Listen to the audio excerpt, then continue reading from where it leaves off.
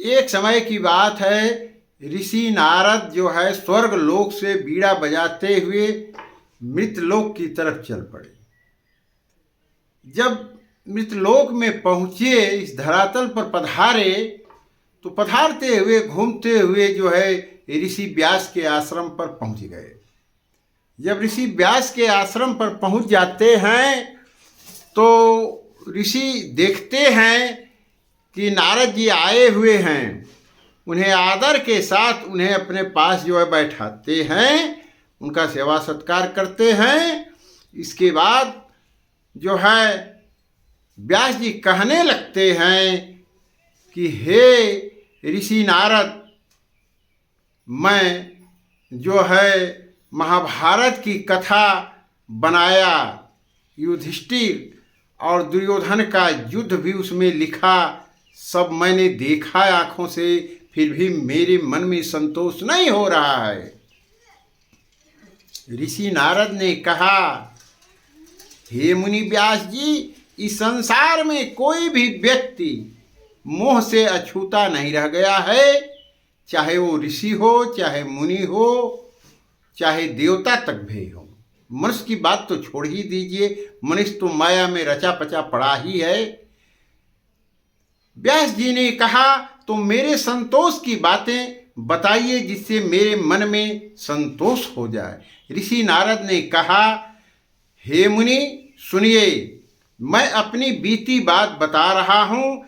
एक बार की बात है, हम और ऋषि पर्वत स्वर्ग लोक से चल पड़े। रास्ते में चलते समय हम लोगों ने ये तय कर लिया कि कोई भी बात हम लोगों के मन में होगी, चाहे वो शुद्ध हो अशुद्ध हो, बढ़िया हो खराब हो, एक दूसरे से बताएंगे। और यह प्रतिज्ञा करके साथ साथ चलने लगे। और मैं नारद और ऋषि जो है पर्वत दोनों इस भूलोक पर पधार दिए। पधारते पधारते साथ साथ घूमते घूमते हम लोग सभी तीर्थों का यात्रा किए। हरिद्वार, काशी, बद्रीनाथ, केदारनाथ, अयोध्या, वृंदावन, गोकुल, मथुरा, सब घूमते हुए हम लोग जो है जाड़ा और गर्मी में ये सारे तीर्थ स्थल का जो है भ्रमण करते हुए, जब बरसात का सीजन आया तो आगे बढ़े। जब आगे बढ़े तो एक राजा का राज दिखाई दिया। वह राजा संजय का है। राजा संजय का राज्य था और उनके पत्नी का नाम कैकेयी था। उनके पास एक कन्या थी जिसका नाम दमयंती था। हम लोग उस राज्य में गए, मंत्री से कहे कि मंत्री जी राजा को बुलाइए, हम लोग मिलना चाहते हैं।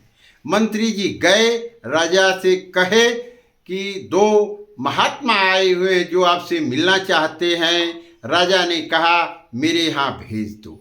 दोनों ऋषि गए, ऋषि नारद और ऋषि पर्वत। ये ऋषि पर्वत जो है ऋषि नारद के मौसी के लड़के हैं। दोनों आपस में मिलते जुलते हुए ऋषि राजा के पास पहुँचे। राजा आसन दिए, आदर सहित इनका सत्कार हुआ। सत्कार हो जाने के बाद राजा ने पूछा, बताइए ऋषिवर, हमारी लायक कोई सेवा हो तो हम तुरंत कर देते हैं। ऋषि नारद और ऋषि पर्वत ने कहा, हम लोग जो है जाड़ा में भ्रमण किए, गर्मी में भ्रमण किए, अब बरसात आ गया है, रहने के लिए स्थान हमें दे दीजिए। राजा संजय ने इन दोनों को रहने के लिए मंत्री से कह करके एक कोठरी दे दिया, एक क्वार्टर दे दिया और कहा कि आप लोग इसमें रहिए। वो दोनों मुनि जो है उसमें रहने लगे। ऋषि नारद और ऋषि पर्वत दोनों ऋषि राजा के राजमहल के कोठरी में रहने लगे। कुछ समय बीत गया। राजा ने सोचा इनके भोजन की व्यवस्था कैसे होगी, नौकर चाकर कब तक खिलाएंगे। अपनी कन्या जो दमयंती है उससे कहे कि पुत्री तुम इन दोनों ऋषियों को खिलाओ, सेवा सत्कार करो। वह कन्या जो है ऋषियों की सेवा में लग जाती है और जो है दोनों टाइम भोजन करना, पानी देना, आसन लगाना, सेवा सत्कार करना ये समय व्यतीत हो रहा है। ऋषि नारद अपनी बीड़ा की तान जब छेड़ देते हैं तो इसे आनंदित हो जाती है, जैसे हिरणी बीड़ा की तान पर आनंदित हो जाती है। और दमयंती ऋषि नारद को देख करके और उनके बीड़ा की आवाज से उन पर मुग्ध हो जाती है, और ऋषि नारद भी दमयंती पर मुक्त हो जाते हैं। राजा की कन्या दमयंती पर मुक्त हो जाते हैं। ये दोनों का क्रम चला। कुछ समय के बाद राजा संजय अपने मंत्रियों से कहे कि आप लोग किसी योग्य मंत्री ब्राह्मण को भेज दीजिए। मेरी कन्या विवाह के योग्य हो गई है, क्योंकि उसके विवाह के लक्षण दिखाई दे रहे हैं, और मैं अपनी कन्या का विवाह कर दूं। मंत्री और ब्राह्मण लोग जाने की तैयारी में हैं। तब तक दमयंती ने अपनी दासी से कहा कि दासी, तुम मेरी माता से जा कर के कह दो कि मैं स्वयं जो है ऋषि नारद को वरण कर चुकी हूँ। मेरी शादी हुई तो ऋषि नारद से होगी, अन्यथा किसी से होने वाली नहीं है।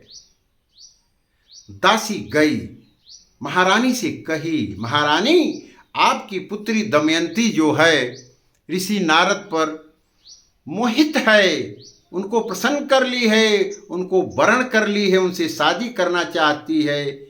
आप महाराज से बता दें।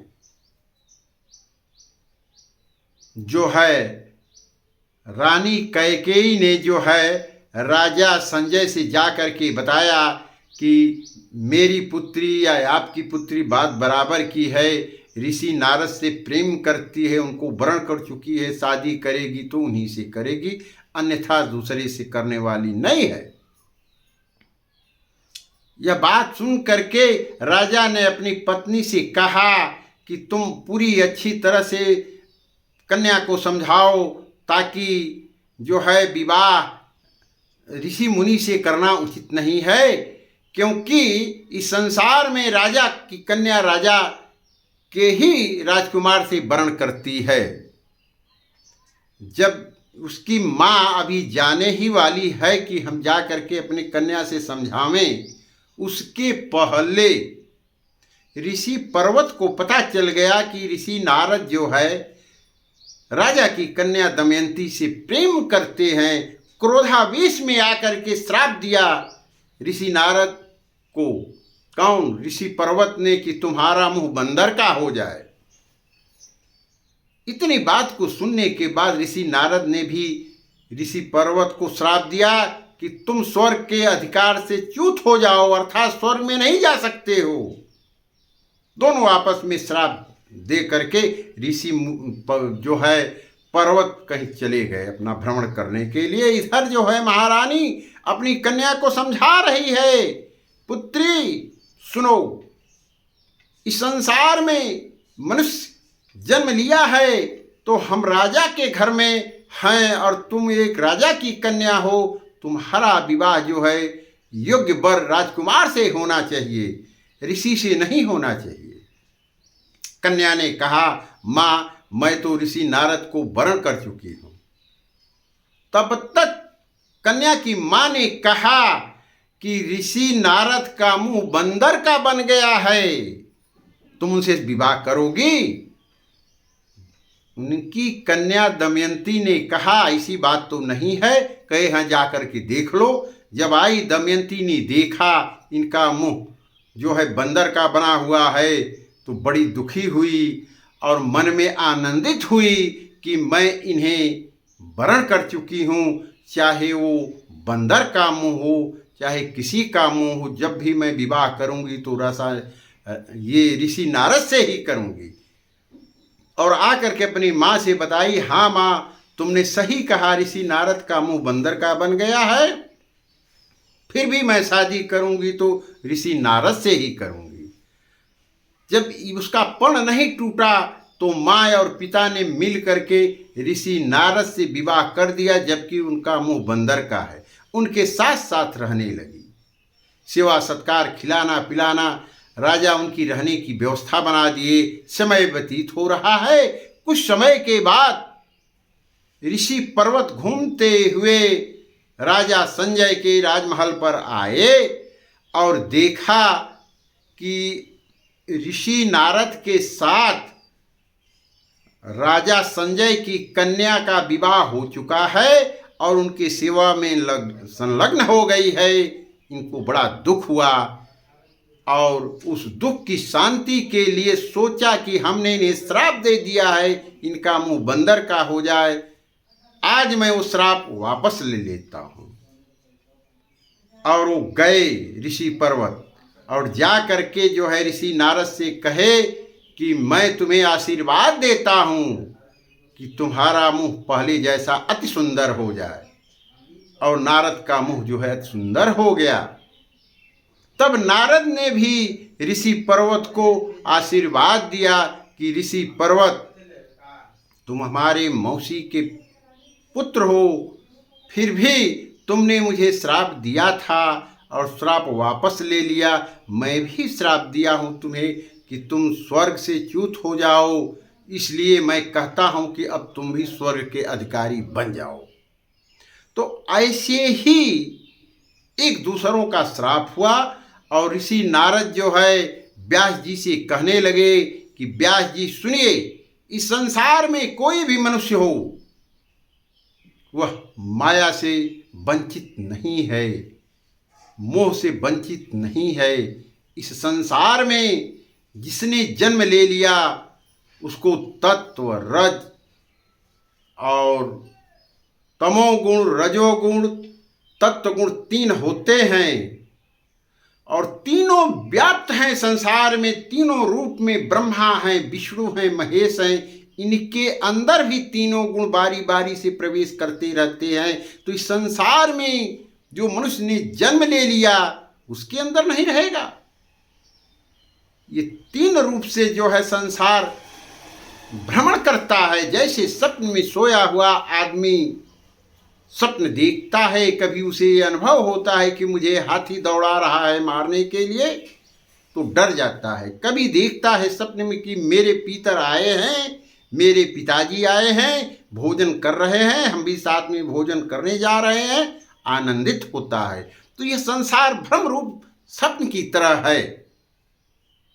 जैसे स्वप्न में मनुष्य देखता है और नींद खुलने के बाद सारा चीज जो है समाप्त हो जाता है, उसी तरह से यहाँ पुत्र, पिता, बंधु, भाई, बंद, पत्नी, स्त्री, धन, संपत्ति, घर, घोड़ा, हाथी, रथ, गाड़ी, ये सारा चीज एक माया है। इस संसार से हमें कुछ लेकर के जाना नहीं है। इस संसार में आए हैं अपने कर्मों का फल भोगने के लिए। जब मेरा कर्म पूरा हो जाता है तो मैं अपने आप ही मृत्यु को प्राप्त हो जाता हूँ, क्योंकि यह महामाया बड़ी प्रबल है। इस संसार में हम जन्म लेते हैं, महामाया के प्रभाव से हम इस संसार की मोह माया में फंस जाते हैं, भगवान को भूल जाते हैं। इसलिए बंधु, महामाया की पूजा करो। महामाया है कौन? जगदम्बा है, दुर्गा है, काली है, यही महामाया है। या देवी सर्वभूतेषु माया रूपेण संस्थिता, नमः तस्यै नमः तस्यै नमः तस्यै नमो नमः। या देवी सर्वभूतेषु ज्ञान रूपेण संस्थिता, शक्ति रूपेण संस्थिता, नमः तस्यै नमः तस्यै नमः तस्यै नमो नमः। यही ज्ञान को देने वाली माया है और यही जो है माया रूप संसार में व्याप्त है। इसी से संसार में कोई भी जीव है माया में पड़ा रहता है। माता का भजन करने से, नवाण मंत्र का जाप करने से मनुष्य की मुक्ति हो जाती है। इसलिए बंधु, हम बार बार आप लोगों को यही कहते हैं कि संसार में जब बड़े बड़े ऋषि मुनि और देवता इस माया में फंसे हुए हैं, तो मनुष्य भी इस माया में पढ़ करके अपने कर्मों के अनुसार सुख और दुख भोग रहा है। सुख की प्राप्ति और मुक्ति के लिए मेरी माँ दुर्गा बड़ी ही आनंदमय रूप हैं, जिसे भज करके हम मुक्त हो जाते हैं।